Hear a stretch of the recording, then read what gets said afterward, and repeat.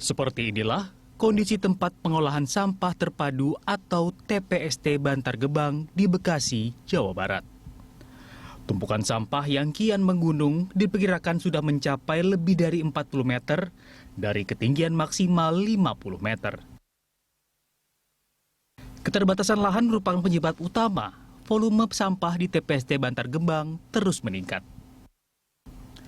Hal ini terjadi karena ada sekitar 7.000 hingga 7.500 ton sampah milik warga DKI Jakarta yang dibuang ke TPST Bantar Gebang.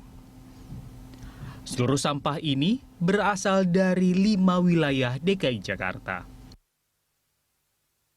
Seperti apa solusi tepat untuk mengatasi masalah sampah saat ini? Karena persoalan sampah terbilang sulit dan kompleks dan perlu diatasi lewat sebuah program jangka panjang. Tim Liputan, Berita 1.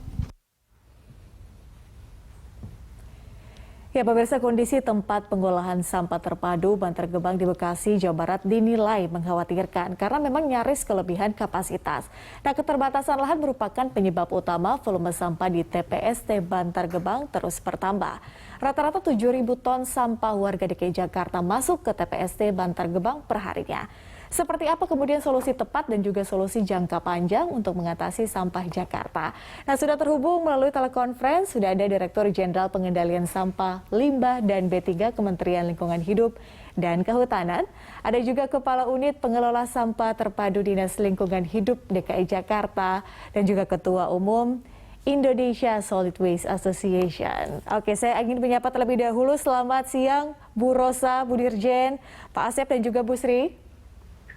Selamat siang, Selamat siang, Mbak. Semuanya. Terima kasih. Selamat siang, Bu Dirjen. Terima kasih sudah bergabung bersama kami di Livestock. Di segmen pertama ini saya ingin ke Bu Dirjen mungkin terlebih dahulu ya. Bu Dirjen, ini kan berbicara soal, mungkin kita berbicara umum dulu ya Bu ya. Bagaimana sebetulnya KLHK menilai pengelolaan sampah di DKI Jakarta sejauh ini, Bu Dirjen?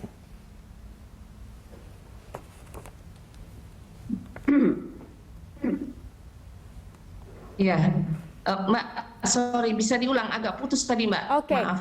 Oke, Bu Dirjen, kalau kita berbicara secara umum terlebih dahulu, sebetulnya kalau dari pandangan KLHK pengelolaan sampah di DKI Jakarta itu sejauh ini seperti apa, Bu?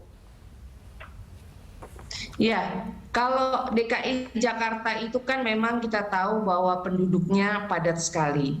Dan ketika kita bicara sampah, memang yang menjadi hitungan adalah sampah itu kalau di kota besar metropolitan itu 0,7 kg per hari per orang. Nah, sehingga memang ketika melakukan pengelolaan sampah yang ada di DKI, saatnya sekarang sudah bukan hanya kumpul, angkut, buang. Karena pastinya TPA-nya pasti nanti akan kemudian kapasitasnya tidak akan cukup untuk menampung seluruh masyarakat, sampah masyarakat dari masyarakat yang ada di Provinsi DKI Jakarta. Sehingga multi pendekatan itu harus dilakukan dan itu sudah dilakukan oleh pemerintah Provinsi DKI Jakarta. Demikian, Mbak. Oke, kalau spesifik dia pengolahan sampah di Bantar Gebang sendiri seperti apa sejauh ini, Bu? Evaluasinya? Iya, KLHK itu mengamati dan kemudian juga mendapatkan laporan bahwa sampah yang ada di TPA Bantar Gebang itu, kita kan tadi dengar bahwa TPA Bantar Gebang dibangun pada tahun 1989, luasannya adalah 115 hektar, dan memang timbulan sampahnya per hari yang dikirim ke sana 7.000 sampai 8.000 ton per hari. Nah, sekarang memang pengolahan sampahnya itu sudah banyak, Mbak, pendekatannya. Jadi tidak hanya kumpul angkut buang, tapi pengurangan yang dilakukan oleh pemerintah Provinsi DKI Jakarta sudah bagus. Bank sampah sudah banyak didirikan untuk kemudian sampah yang dipilah dari rumah bisa dibawa ke bank sampah dan bisa kemudian menjadi pendapatan secara ekonomi juga ada menguntungkan, juga mengurangi sampah dibuang ke TPA. Ada juga waste to electricity, di mana BPPT waktu itu membangun insinerator yang bisa menjadi energi, kapasitasnya 100 ton per hari, dan juga pemerintah DKI Jakarta juga sudah punya inisiatif untuk landfill mining. Nah, nanti Pak Asep itu bisa cerita nanti landfill mining itu seperti apa, untuk kemudian sampah itu dijadikan bahan baku untuk refuse derived fuel atau RDF. Jadi co-firing dengan batu bara sebagai energi juga. Demikian, Mbak. Oke, saya ingin mengkonfirmasi kepada Pak Asep. Pak Asep, kalau berbicara soal kondisi saat ini di TPST Bantar Gebang sebetulnya seperti apa, Pak Asep? Apakah memang benar kalau ini memang sudah di ambang batas maksimal? Karena data terakhir mungkin di tahun 2019 itu sudah di angka 40 ke atas ya, Pak. Apakah kondisi saat ini mungkin lebih memprihatinkan dibandingkan tahun 2019 atau seperti apa? Ya, terima kasih Mbak Patricia. Selamat siang Bu Vivin, Bu Uci. Kondisi saat ini TPST Bantar Gebang memang bisa dikatakan sudah hampir mencapai titik maksimalnya, di mana memang betul sekali di tahun 2019 kami sudah melakukan penelitian, dan memang di sana diharapkan ketinggian dari gunungan sampah di TPST Bantar Gebang tidak lebih dari 50 meter. Dan waktu penelitian tersebut memang kondisinya juga sudah hampir mendekati 50 meter itu. Tetapi memang kami terus berupaya supaya kami sebagai pengelola TPST Bantar Gebang dapat tetap terus menerima sampah dari Jakarta. Berbagai upaya yang tadi sudah sampaikan Bu Vivin itu sudah sangat benar sekali, bahwa memang di hulu, di sumber kami juga terus melakukan pembenahan, dan memang di hilir di Bantar Gebang kami juga rencananya akan membangun 2 fasilitas baru. Dan tadi sudah disampaikan oleh Bu Vivin bahwa memang di TPST Bantar Gebang sudah ada incinerator, walaupun skalanya memang masih sangat kecil, 100 ton per hari. Kami juga di sana ada pengomposan, kemudian juga kami ada capture gas metannya untuk menjadi listrik juga. Itu tadi incinerator menjadi listrik ya, Mbak. Dan berbagai upaya terus kami lakukan, dan kami tahun ini rencananya akan membangun 2 buah fasilitas besar yang mengolah sampah lama, yang gunungan sampah itu akan kami kelola, akan kami olah sekitar 1.000 ton sampah per hari.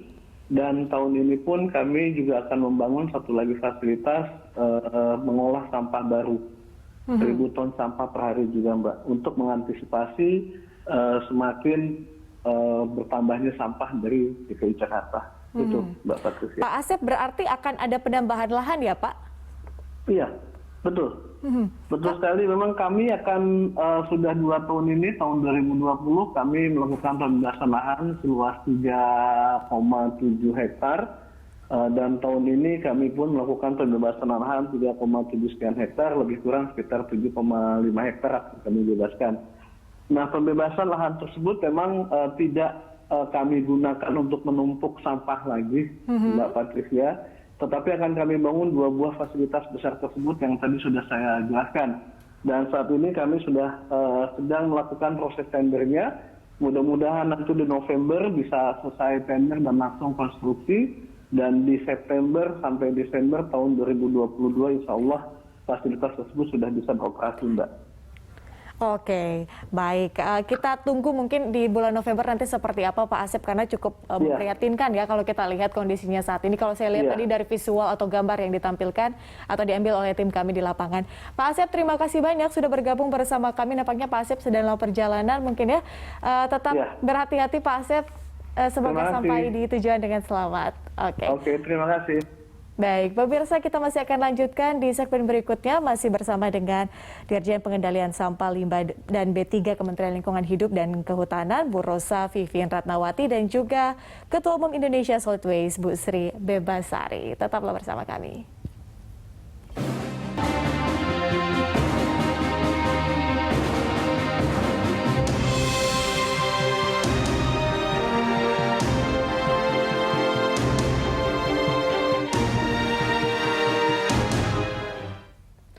Ya pemirsa, kita lanjutkan dialog Lunch Talk siang hari ini. Sebelum saya kembali ke Bu Dirjen, saya mau ke Bu Sri terlebih dahulu.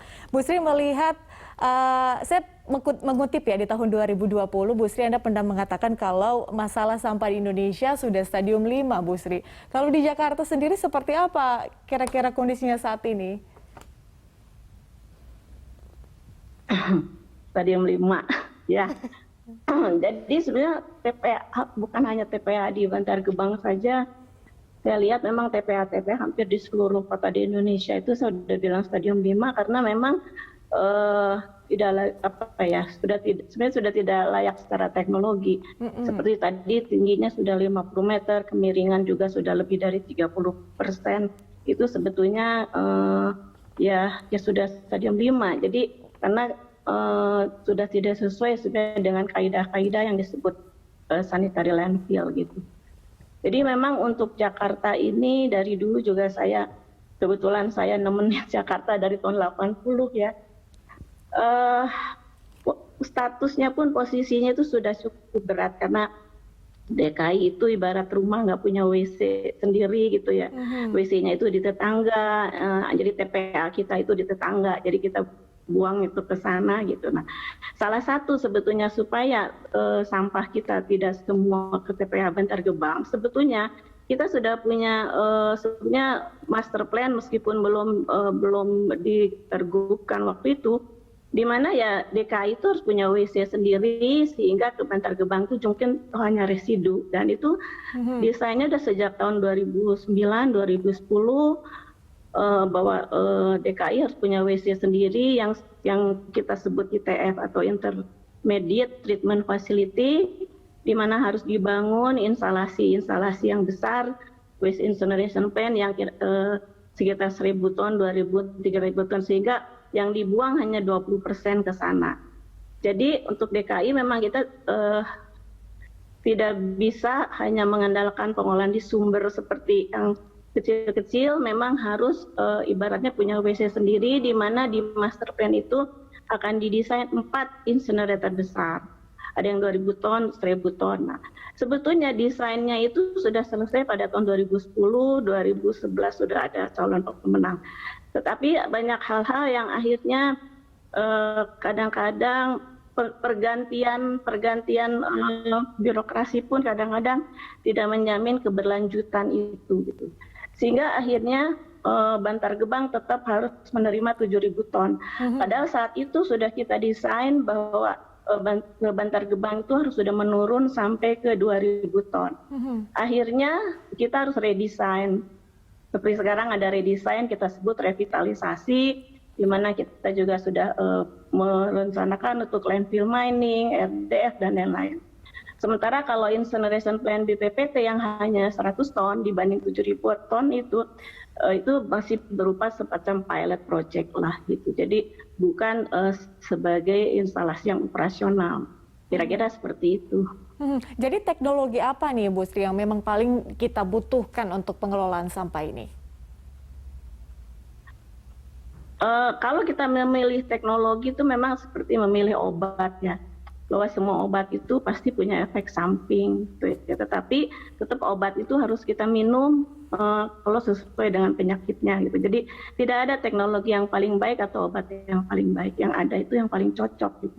Nah, yang paling cocok untuk DKI karena memang sudah 7.000 ton per hari, tidak punya lahan, dan TPA-nya sudah di tetangga gitu. Ya mau nggak mau pilihannya itu ibaratnya harus sudah operasi besar, udah masuk ICU gitu. Nah, oleh karena itu memang harus dibangun yang instalasi besar-besar tadi gitu. Jadi bagaimana menelan secepat mungkin 7.000 ton per hari itu dan masih tercampur gitu.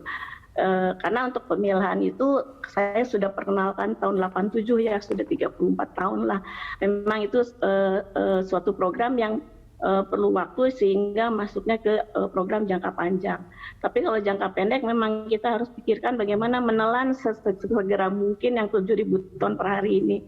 Sementara desain sendiri saya sudah buat sejak tahun 80 ya, jadi 40 tahun yang lalu, tetapi memang bukan masalah teknologi. Jadi ada masalah pendanaan, masalah kelembagaan gitu, dan masalah peraturan sebetulnya.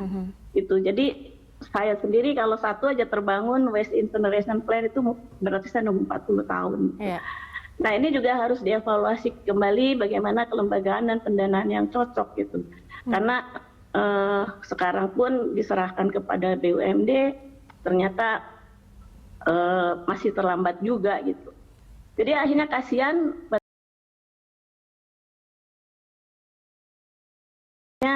sudah tidak begitu cocok pada desain awal. Oke. Nah, alhamdulillah masih ada bisa lahan yang dibeli dan bisa sedikit dikembangkan. Tetapi tetap kita di sana itu sebagai tamu ya, artinya tamunya Bekasi gitu. Jadi banyak hal-hal lain yang yang bukan hanya teknis, yang bagaimana sih kalau kita punya WC di tetangga, pasti kan ada sesuatu yang lebih repot gitu. Iya. Jadi dari dulu bahwa DKI harus punya WC sendiri dan WC-nya harus bintang 5 gitu, karena WC di dalam rumah. Memang ini pelajaran juga buat kota-kota yang lain. Banyak sekali perencanaan kota di Indonesia itu memang seperti bikin rumah, nggak bikin WC, bikin kota, nggak bikin TPA. Iya, oke. Nah, contohnya ya DKI, waktu DKI dibikin tuh memang nggak ada TPA. TPA-nya itu dibuang ke lahan kosong gitu. Sama juga Bandung dan lain-lain. Iya. Itu kira-kira memang filosofinya yang memang harus dari awal. Memang sangat Ya, terima kompleks ya kasih. kalau Itu aja. mendengar penjelasan dari Bu Sri ya. Saya kembalikan ke Bu Dirjen. Bu Dirjen, jadi master plan-nya seperti apa nih Bu Dirjen untuk pengelolaan sampah, khususnya juga di DKI Jakarta? Seperti apa koordinasi dengan Pemprov? Ya, mungkin sebelum saya menyampaikan bagaimana koordinasi dengan pemerintah daerah, kami juga harus menyampaikan bahwa untuk pengelolaan sampah itu saat ini ada yang namanya kebijakan strategi nasional dalam Perpres 97 tahun 2017, di mana kita targetkan bahwa penanganan sampah itu 70% dan pengurangan sampah 30%. Pengurangan sampah ini memang artinya sampah tersebut tidak dibuang ke TPA, tapi dikurangi ataupun bisa digunakan kembali. Nah, kemudian daerah-daerah itu dimandatkan untuk membuat kebijakan strategi daerah setiap kabupaten kota dan provinsi di seluruh Indonesia. Dan hari ini sudah kurang lebih 300-an lebih daerah yang sudah mempunyai Jaksrada. Nah, sekarang pendekatannya seperti apa? Di dalam Jaksrada itulah daerah masing-masing seperti mempunyai petanya, peta pengelolaan sampah yang ada di daerah situ. Jadi dia diawali pengurangan berapa yang ada sekarang, existingnya berapa, penanganannya berapa, dan kemudian untuk mencapai 100% sampah terkelola itu seperti apa. Nah, di dalam Jaksrada itu juga Mbak, itu diatur atau disebutkan bahwa apa saja pengelolaan sampah yang dilakukan di daerah itu. Kan kalau kami nih sekarang pemerintah itu ada 3 pendekatan besar untuk pengelolaan sampah.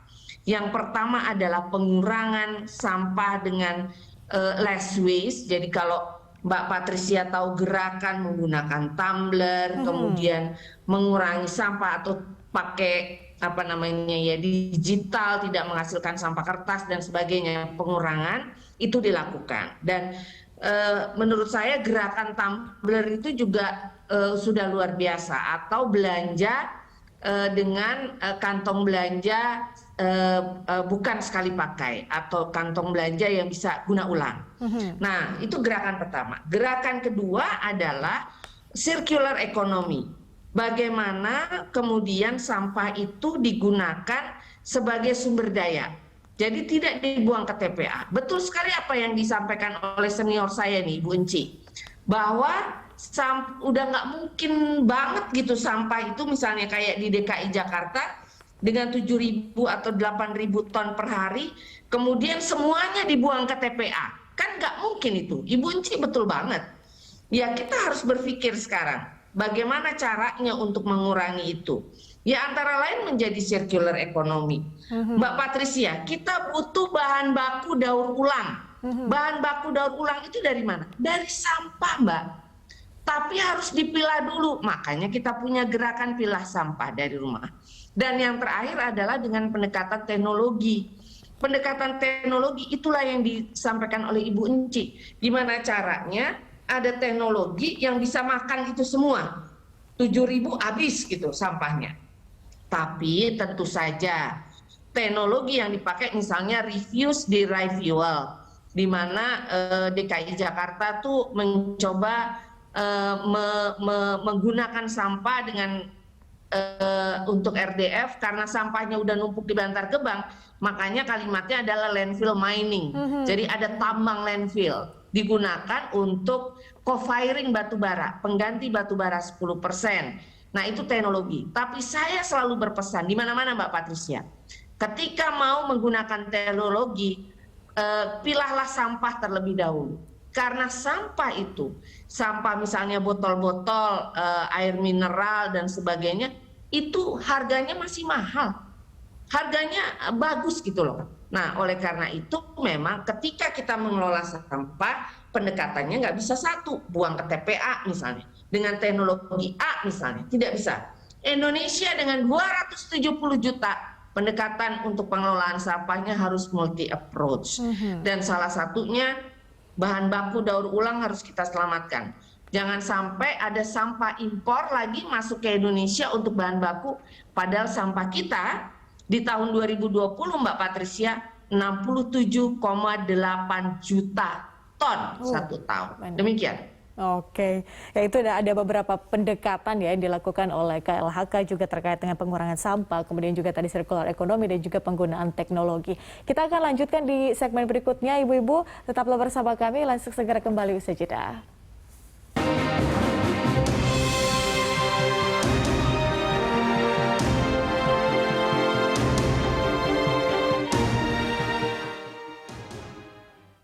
Ya pemirsa, kita lanjutkan dialog. Kita sudah ada di segmen terakhir, Dialog Lunch Talk siang hari ini. Saya ke Bu Sri terlebih dahulu sebelum saya kembali ke Bu Dirjen. Bu Sri, kalau misalnya kita berkaca mungkin ya, negara mana sih yang bisa dikatakan pengelolaan sampahnya itu terbaik lah di antara negara-negara yang lain? Atau mungkin di negara-negara tetangga mungkin Bu Sri yang bisa kita contoh untuk pengelolaan sampahnya?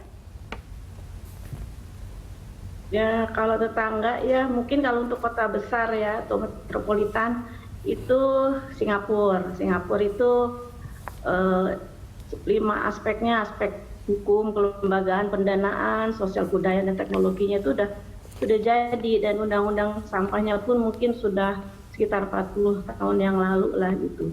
Tetapi untuk masalah budaya, pejabat di Singapura pun mengatakan bahwa mereka sendiri belum budaya, kita juga belum budaya, Bu. Kita baru law enforcement gitu. Jadi ternyata masalah budaya di masalah sampah itu juga cukup dominan ya. Justru kalau teknologi itu saya pikir udah banyak sekali lah jenis teknologi yang bisa kita pakai. Yang perlu waktu adalah pembangunan manusianya gitu. Teman di Singapura juga mengatakan bahwa Singapura saja sebenarnya belum budaya, baru law enforcement. Contohnya misalnya orang Singapura kalau ke Jakarta juga akhirnya malah ikut jorok gitu. Tapi yang sudah budayanya udah betul-betul itu mungkin saya lihat Jepang. Kalau orang Jepang itu kalaupun dia makan permen atau apa tuh pasti dimasukin ke kantong baju gitu itunya. Jadi itu udah budaya. Karena memang undang-undang sampah di Jepang itu udah mungkin 120 tahun lebih lah gitu. Oleh karena itu memang saya salah satu yang dulu mendorong pemerintah untuk bikin undang-undang sampah sehingga lahirlah tahun 2008. Meskipun tadinya banyak juga yang mengatakan nggak perlu dan lain-lain. Jadi memang kalau kita studi banding ke luar negeri, jangan sekali-sekali hanya melihat teknologinya. Oh di Jepang sudah jadi listrik, sudah ada ini, daur ulangnya begini, pemilihan begini, di Singapura begini. Nah ternyata bisa begitu karena aspek peraturannya, aspek hukumnya sudah cukup lama, kemudian kelembagaannya juga sudah kuat, sudah jelas regulator siapa, operator siapa gitu, dan berapa menteri yang terlibat, karena nggak mungkin hanya tempatnya Bu Vivin sendiri, karena menteri-menteri lain juga harus ikut ya. ada Menteri Pendidikan, Menteri Agama, semua Menteri Perindustrian. Jadi waktu di Jepang pun ternyata mereka membuat undang-undang tuh sampai 16 menteri. Saya tanya, oh banyak banget gitu ya. Iya Bu, soalnya polisi juga menterinya sendiri, hukum menterinya sendiri gitu. Jadi yang kira-kira di Asia ya saya ngelihatnya tuh Singapura sama Jepang yang ya, karena kebetulan mereka itu tidak punya lahan, jadi mau pakai teknologi. Tetapi kalau untuk yang masih punya lahan ya di Amerika pun masih ada landfill gitu, karena Amerika sih memang masih banyak hal yang luas gitu. Tapi di Eropa segala semua rata-rata awalnya itu memang waste incineration plant dulu. Setelah ibaratnya masa krisis lewat, mulailah dia mulai memilah, mulai daur ulang seperti yang sekarang gitu. Jadi memang ada tahapannya. Malah awal-awalnya tujuannya benar-benar hanya untuk kesehatan dan kebersihan lingkungan, di mana 100% dulu harus collection agar tidak ke laut dan tidak ke sungai gitu. Karena kalau sampah sudah ke laut, menurut saya itu sudah kriminal ya, sudah kecelakaan besar gitu. Kalau ke TPA masih oke, asal TPA-nya juga udah TPA yang bintang 5 gitu. Truk sampahnya juga harus bintang 5 juga gitu. Kira-kira itu paling ya tetangga kita seperti itu. Malaysia juga masih TPA ya sudah mulai juga lah mereka, dan mereka sudah sekarang kelembagaannya lebih banyak didominankan ke pusat. Memang pendekatannya beda-beda gitu. Kira-kira itu sih Bu. Berarti kalau kita berkaca mungkin di Jepang gitu ya, jadi memang betul-betul koordinasi, kolaborasi itu yang harus ada ya, jadi harus lintas kementerian seperti itu, dan juga stakeholder-stakeholder lain. Tidak lupa juga masyarakat juga yang harus berpartisipasi aktif. Nah Bu Dirjen, bagaimana meningkatkan awareness masyarakat nih soal pengelolaan sampah ini? Ya, paling tidak pemilahan sampah lah, hal kecil yang paling bisa kita lakukan. Ya, saya selalu mengatakan kalau di publik, dan hari ini kan ada World Clean Up Day juga seluruh Indonesia, itu saya sampaikan bahwa yang paling dibutuhkan ketika kita acara bersih-bersih sampah itu adalah gerakan pilah sampah dari sumber. Jadi nggak hanya bersih-bersih tapi memilah sampah. Nah memang betul Bu Enci tadi, bahwa sosialisasi kemudian dari diri kita itu penting banget, merubah paradigma bahwa sampah itu adalah kumpul angkut buang, itu sangatlah dibutuhkan, karena memang kita sadari bahwa TPA yang ada di seluruh Indonesia, tempat pemrosesan akhir, itu 40%-nya masih open dumping. Open dumping itu ya artinya adalah hanya tanah, kemudian ditaruh aja sampah, sampahnya nggak diolah, ditutup dan sebagainya. Yang dibilang Bu Enci adalah TPA bintang 5 itu adalah TPA sanitary landfill. Tapi memang banyak daerah yang tidak yang tidak kemudian bukan banyak ya, tapi ada daerah yang tidak memberikan perhatian banyak pada pengelolaan sampah misalnya. Jadi ya sampah itu dibiarkan saja, itu kan memang hasil dari sehari-hari kita. Tapi kalau sekarang, Patricia, itu rasanya sudah tidak seperti itu lagi. Jadi kerjasama antar daerah itu juga bagus, kerjasama dengan kementerian itu juga bagus. Dan untuk untuk bagaimana merubah paradigma, kami bekerja sama dengan organisasi keagamaan kah, organisasi perempuan kah, dengan Kemendikbud, dan bahkan kita punya yang namanya Sekretariat Penanganan Sampah Laut, terdiri dari 16 kementerian dan lembaga yang ada di situ, untuk kita bergerak bersama-sama bahwa pekerjaan sampah itu tidak hanya pekerjaannya Kementerian LHK, tidak hanya pekerjaannya Kementerian PUPR, tapi juga Kementerian Pendidikan, Kementerian Agama, dan sebagainya. Dan itu yang sekarang sedang kita kencang kita lakukan, Patricia. Demikian. Artinya kolaborasi terus dan tetap dilakukan oleh KLHK dan juga stakeholder lainnya, dan pastinya partisipasi aktif masyarakat ini kemudian untuk mengedukasi diri sendiri terkait dengan pengolahan sampah. Itu adalah poin penting harus kita lakukan. Semoga tadi persoalan di Bantar Gebang dan juga kita mengedukasi diri sendiri untuk tahu memilah sampah, paling tidak melakukan hal kecil yang bisa kita lakukan untuk kemudian berkontribusi bagi negara. Terima kasih Bu Dirjen dan juga Bu Sri sudah bergabung bersama kami di Line Talk. Semoga kita bisa berbincang di lain kesempatan, Ibu-ibu. Salam sehat selalu.